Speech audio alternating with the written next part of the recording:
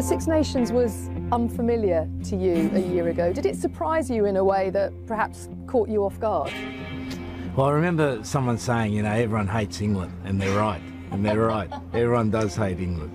But I think in a good sense that there is such traditional rivalry between England, Ireland, Scotland, Wales, and then you've got the two European countries, Italy and France, which provide a different challenge. But I thought the rugby in the first couple of rounds was pretty ordinary.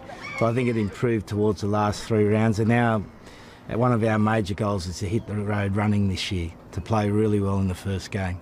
With the injuries that England have got, perversely as a coach, does that give you the opportunity to learn more about your skills in adapting so you can keep England moving forward in the right direction? Yeah, we're missing two of our biggest ball carriers and missing one of our highest work rate players.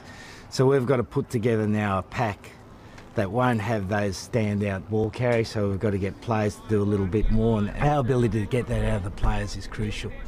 Have you got anything wrong in the last 12 months that you'd admit to? Yeah, I got selection wrong. I got a few players wrong. And every test you waste on a player is vital, because everyone knows when you go to the World Cup in 2019, you need as many experienced players as you can, so every cap counts, and you know that's why you need somewhere between 600 to 800 caps. So when I've played players in tests that aren't going to make the World Cup, I feel like I've made a mistake.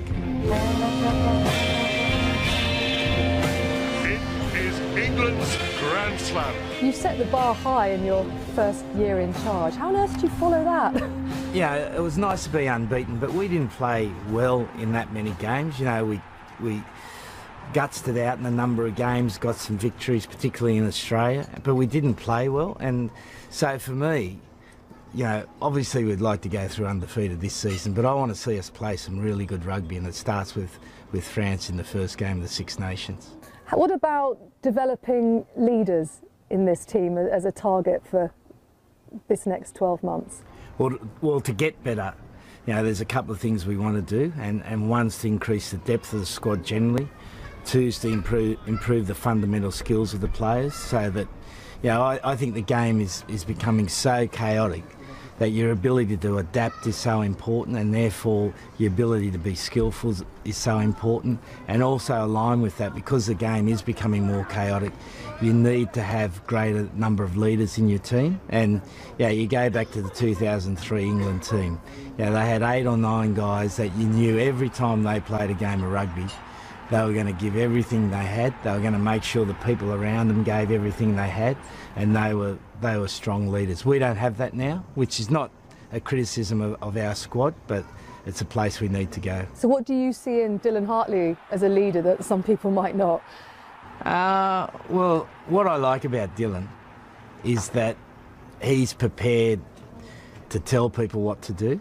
If the team's not doing what we require of them, he's quite happy to take a team meeting and tell the players, and it doesn't matter whether they're older players or younger players, he tells them, and that's quite a unique ability in these days.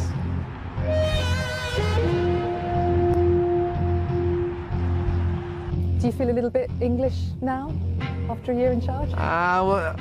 Well, I certainly love the team. You know, I really love the players. I love working with them. Yeah, I'll always be an Australian, but I love coaching England.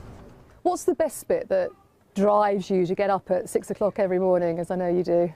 Well, I think we've got a chance to do something a bit different here. Yeah, I think we've got a chance to be one of the greatest England sides and play a different brand of rugby that hasn't been seen before. And particularly, you know, New Zealand have been dominant for the last, 5 or 6, 8 years. And everyone's tried to copy the way they've played, and we want to play our own style of rugby and show you can beat New Zealand. And the decoy runner's got to be calling for the ball.